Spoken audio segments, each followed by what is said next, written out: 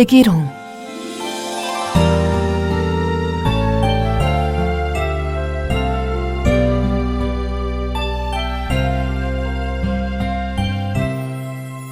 까마득한 옛날, 바다 한가운데에 아름다운 섬이 있었습니다. 섬 사람들은 고기잡이를 하며 한 식구처럼 평화롭게 지냈습니다. 그런데 어느 해부터 괴상한 일이 벌어졌습니다. 고기잡이를 나가면 그물이 찢어지던가 낚싯줄이 끊어졌습니다. 바람이 불지 않았는데 배가 뒤집히기도 했습니다. 용왕님이 노하셨나? 제사라도 지내보세. 섬 사람들이 바람과 비를 다스리는 용왕에게 제사를 지내는데 갑자기 높은 파도가 일더니 거대한 괴물이 나타났습니다. 머리가 셋 달린 이묵이었습니다. 앞으로 3년에 한 번씩 처녀를 바쳐라. 내 말을 어기면 마을 사람들을 몽땅 잡아먹을 것이다. 마을 사람들은 하는 수 없이 제비뽑기를 하여 처녀를 바치기로 했습니다.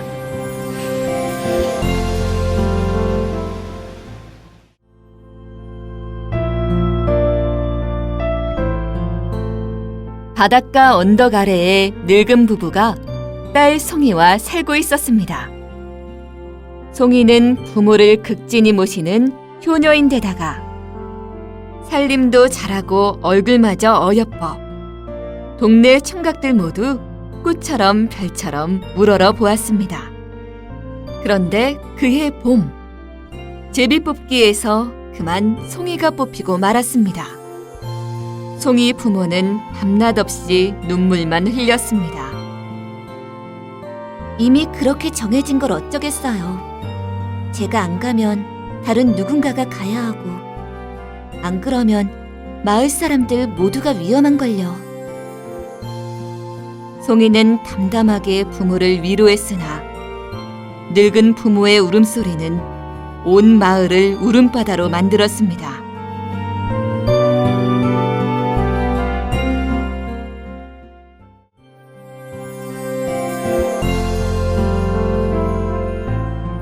송이가 떠나기 하루 전날, 바람이 몹시 불고 파도가 높았습니다. 송이는 아무 일도 없는 것처럼 뒷산 언덕으로 올라갔습니다. 바다가 훤히 내려다 보이는 언덕에서 간절히 빌고 또 빌었습니다. 하늘의 칠성님, 바다의 용왕님, 부디 저희 부모님을 보살펴주세요. 기도를 마치고 내려오던 송이는 부서진 뱃조각에 늘어진 채 바다에 떠있는 사람을 보았습니다. 저런, 풍랑에 배가 부서진 모양이네. 송이는 달려가 파도에 밀려온 청년을 건져냈습니다. 허리에 큰 칼을 찬 것이 무사인 듯 싶었습니다. 송이는 내일 닥칠 죽음도 잊고 청년을 정성껏 돌봤습니다.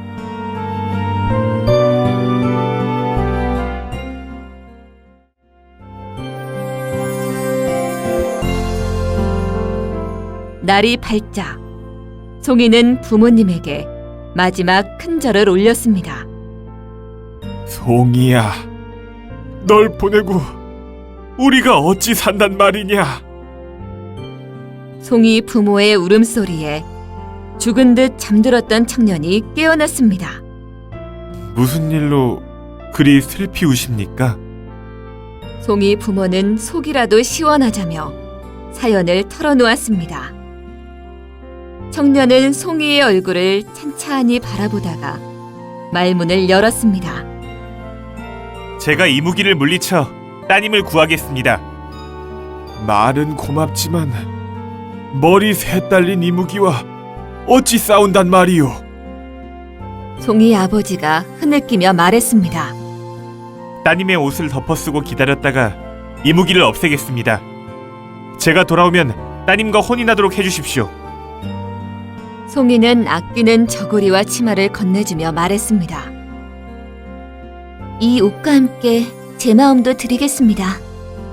꼭 살아서 돌아오세요.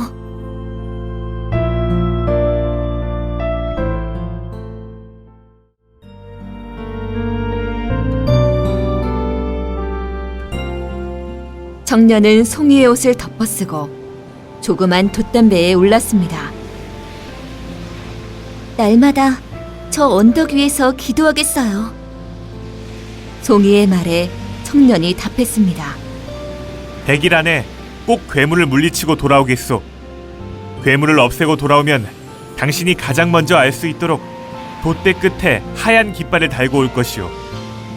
만약 실패한다면 지금처럼 붉은 깃발이 펄럭일 것이오. 돛대 끝에 붉은 깃발을 단 돛담배는 송이와 마을 사람들의 배웅을 받으며 먼 바다로 나아갔습니다. 송이는 배가 한 점이 되어 사라질 때까지 바다만 바라보았습니다.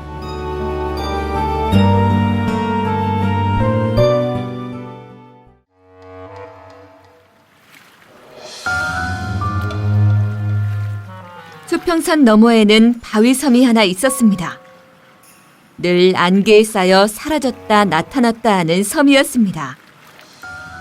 청년은 바위섬에 배를 대고 커다란 동굴 앞에서 처녀인 척하고 이무기를 기다렸습니다. 해가 기울고 노을이 하늘과 바다를 물들일 때였습니다. 고요하던 바다에 큰 물결이 일더니 불쑥 이무기가 솟구쳐 올랐습니다. 다시 사람 냄새를 맡게 되었구나. 이무기는 기다란 저를 날름거리며 세 개의 머리를 쭉 내밀었습니다.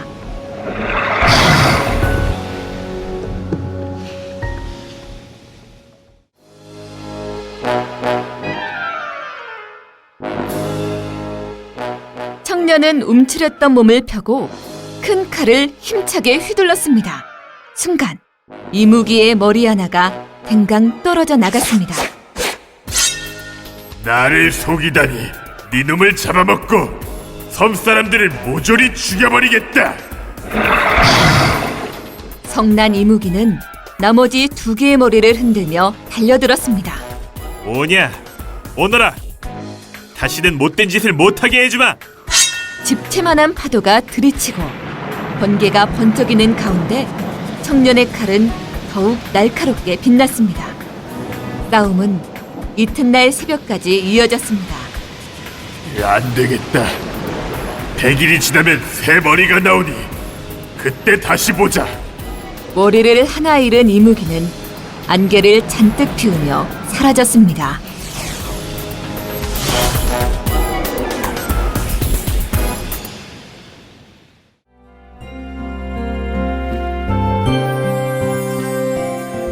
청년이 떠난 뒤로 송이는 날마다 언덕 위에 올랐습니다. 칠성님, 용왕님, 부디 무사님이 이기고 돌아오도록 도와주세요.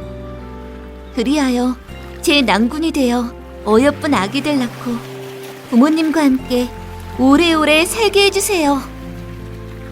송이는 하루에 한 끼만 먹고 바다를 바라보며 기도했습니다.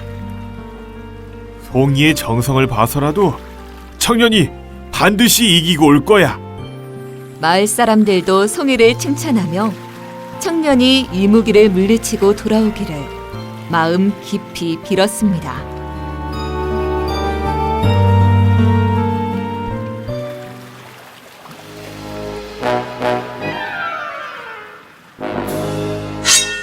청년은 칼을 빼들고 섬을 구석구석 뒤졌습니다. 하지만 이무기를 찾을 수가 없었습니다. 물속으로 통로가 있을지 몰라. 바다로 뛰어들자 과연 바다 밑으로 굴이 하나 나 있었습니다.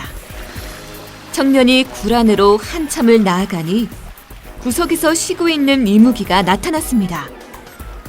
이무기의 코 고는 소리가 천둥처럼 울렸습니다. 청년은 칼을 치켜들고 두 번째 머리를 내리쳤습니다. 동굴 속에 피가 튀고 불이 번쩍거렸습니다. 이무기는 다시 십부연 안개를 피우며 도망갔습니다.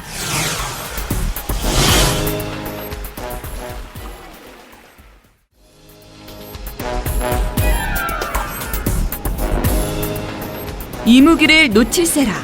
청년은 얼른 배에 올랐습니다.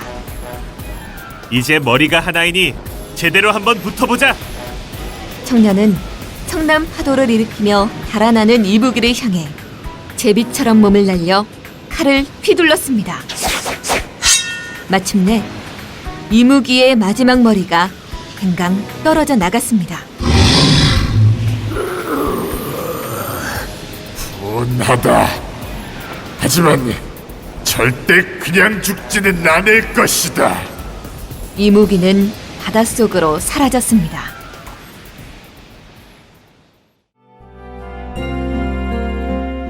됐다. 이제 송이낭자가 기다리는 곳으로 돌아가자. 청년은 돛대 끝에 달린 붉은 깃발을 내리고 하얀 깃발을 매달았습니다. 그리고 지친 몸을 누이며 오랜만에 잠이 들었습니다.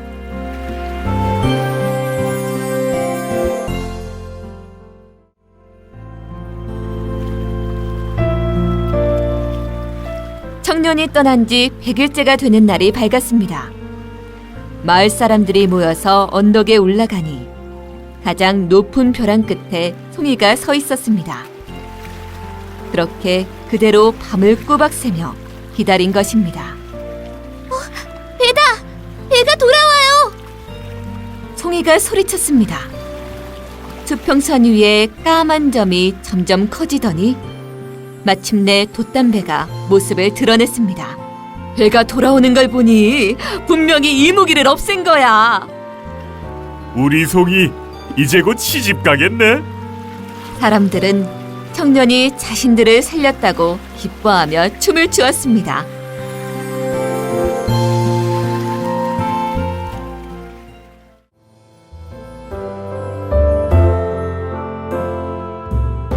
그런데 갑자기 송이가 모래성에 무너지듯 훌썩 쓰러졌습니다.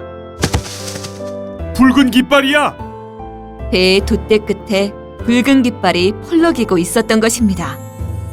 송이야, 정신 차려. 송이야. 송이 부모가 몸을 흔들었지만 송이는 눈을 뜨지 않았습니다. 여러분, 제가 이무기를 물리쳤습니다. 섬에 닿은 청년이 힘차게 외쳤습니다. 송이 부모와 마을 사람들은 가슴을 치며 울었습니다. 이 사람아, 이겼으면 하얀 깃발을 달아야지. 붉은 깃발이 웬 말인가? 문득 청년이 돛대 끝을 올려다 보았습니다. 이럴 수가. 죽어가던 이무기가 마지막 힘으로 피를 내뿜어 하얀 깃발을 붉게 물들인 것입니다.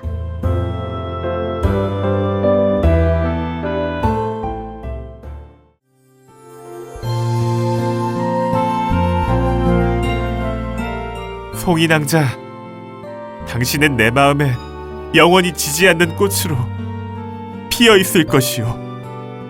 청년은 송이가 자신을 기다리던 언덕에 송이를 묻어주었습니다. 얼마 뒤 송이의 무덤에는 빨간 꽃 한 송이가 피었습니다. 그 꽃은 청년을 기다리는 송이처럼 바다를 바라보며 100일 동안 피었다가 지곤 하였습니다. 사람들은 그 꽃을 백일홍이라 불렀습니다. 백일홍이 핀 마을에는 평화가 찾아들고 백일홍이 핀 곳에는 뱀도 감히 다가오지 못한다고 합니다.